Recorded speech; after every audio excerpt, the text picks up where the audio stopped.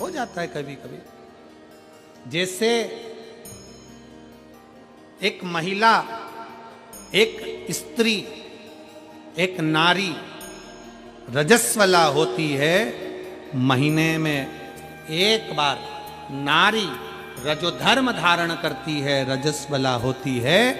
और रजस्वला होने पर वो नारी जैसे घर में काम नहीं करती है, पूजन नहीं करती, पाठ नहीं करती, उसी तरह जैसे स्त्री रजस्वला होती है और वो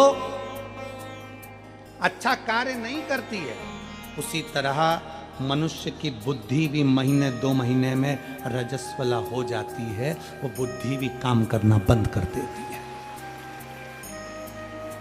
कभी कभी बुद्धि भी काम करना बंद कर देती, बुद्धि भी रजस्वला हो जाती है।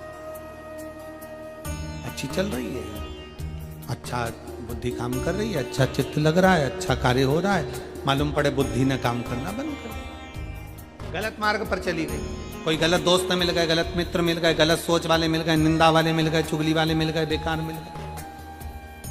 तो निवेदन है, जैसे स्त्री रजस्वला होती है, काम करना जब बंद कर देती है तो एकांत में अपना आसन लगाकर बैठ जाती है, एकांत में विश्राम कर लेती है, एकांत में रहती है। उसी तरह शिव महापुराण की कथा कहती है, भगवान शंकर का चरित्र कहता है, जब तुम्हारी बुद्धि काम करना बंद कर दे, तुम्हें लगे कि ये गलत जगह जा रही है, कहीं मदिरा पान में, कहीं वेश्यावृत्ति में, कहीं जुए में, कहीं मांसाहार में गलत जगह अगर जा रही है, और बुद्धि जब निंदा में, चुगली में ज्यादा जाने लगे, तो फिर एक काम करना, जैसे रजस्वला स्त्री एकांत में रहती है, उसी तरह जब बुद्धि सही जगह ना चले तो थोड़ा 1-2 दिन भगवान शंकर के मंदिर में रोज अपना समय लगाकर एकांत में बैठकर शिव का नाम का जाप करो। धीरे धीरे बुद्धि काम करना प्रारंभ करो, बुद्धि काम करेगी।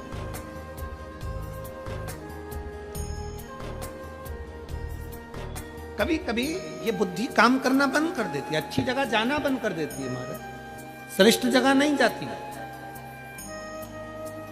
इसको कहो चल भजन में, चली जाती है भोजन में, इसको कहो चल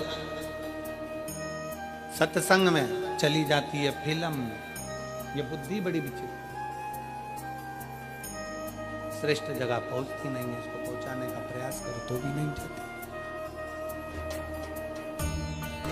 और फिर निवेदन है आप सबको, मेरठ के एक एक श्रोता भाई बहनों को, शिव भक्तों को, शंकर जी के ये अविरल भक्त जो लाखों की संख्या में पहुंचे हैं, पंडाल में जगह नहीं, पंडाल के बाहर बैठे हुए हैं, ऐसे शिव भक्तों को मैं नमन करते हुए कहता हूँ, आज भोले बाबा ने, भगवान शंकर की कृपा से, ओघड़नाथ बाबा की कृपा से आपकी बुद्धि श्रेष्ठ जगह पर तुमको लेकर आई है, मतलब कुछ अच्छा करना चाहती है,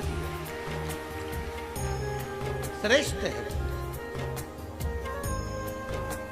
कई लोग कहते हैं गुरुजी कथा सुनने से कुछ हो सकता है क्या, कथा सुनने से कुछ मिलेगा क्या, कथा सुनने से कुछ प्राप्त होगा।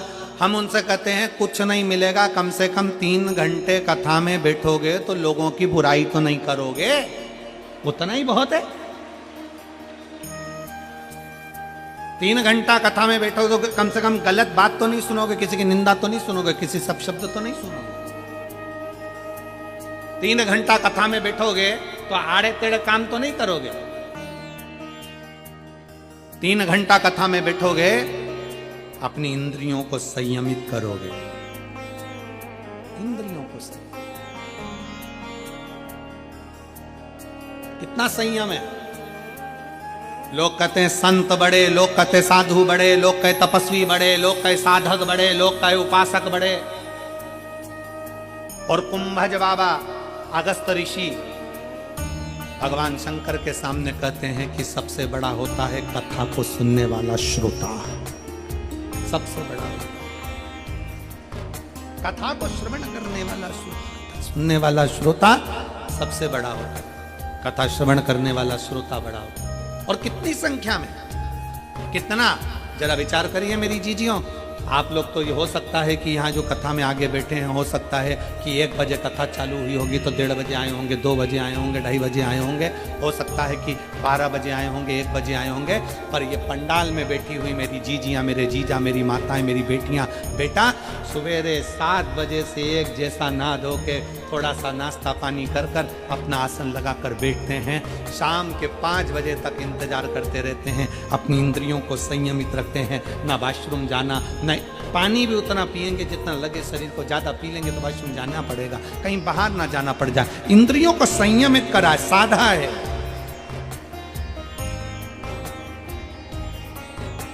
अपनी इंद्रियों को साधा, और इतना साधा इंद्रियों को कि कथा में बैठते हैं उस समय पर अपना चित्त, अपना मन, नयन कथा में, श्रवण कथा में, वाणी कथा में, चित्त कथा में, हृदय कथा में, सब कथा में लगा। क्या मिलता है कथा में जाने से?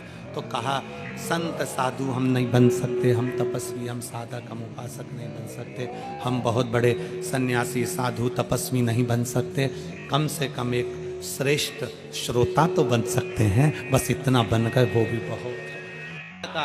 काल अधिपति जिसका रक्षक हो, भगवान शंकर की जो आराधना करने वाले हैं, शिव को 1 लोटा जल चढ़ाने वाले हैं, शंकर के मंदिर में जाने वाले हैं, शिव की चौखट पर जाने वाले हैं, शंकर की कथा में जाने वाले हैं, शंकर की उपासना करने वाले हैं, श्री शिवाय नमस्तुभ्यम बोलने वाले हैं, पंचाक्षर मंत्र नमः शिवाय बोलने वाले हैं, षडाक्षर मंत्र ओम नमः शिवाय बोलने वाले हैं, त्र्यंबक बाबा का मंत्र का उच्चारण करने वाले हैं, भगवान शंकर की आराधना करने वाले, भगवान शिव की उपासना करने वाले के दरवाजे पर भी अगर काल आता है तो पहले उसके शंकर से आज्ञा लेना पड़ती है कि मैं इसके घर में प्रवेश कर जाऊं, क्या मैं इसके घर में चले जाऊं।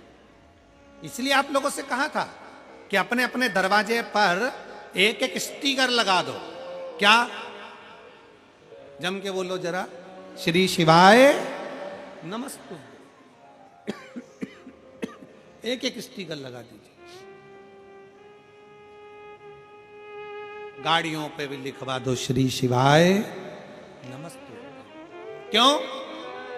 क्या फायदा?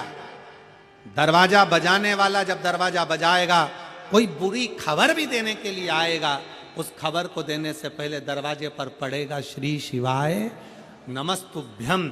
शिव महापुराण की विद्येश्वर संहिता कहती है कि श्री शिवाय नमस्तुभ्यम बोलने वाले का मात्र मुख का दर्शन कर लो तो हजारों अश्वमेघ यज्ञ का फल प्राप्त हो जाता है और हमारे पाप छिन्न हो जाते हैं। जब हम दरवाजे पर श्री शिवाय नमस्तुभ्यम लिखेंगे, कोई आके दरवाजा बजाएगा, दरवाजा जब हम खोलेंगे उसके मुख का भी दर्शन करेंगे तो हमारे को कोई गलत सूचना नहीं मिलेगी, सूचना भी अच्छी ही प्राप्त हो।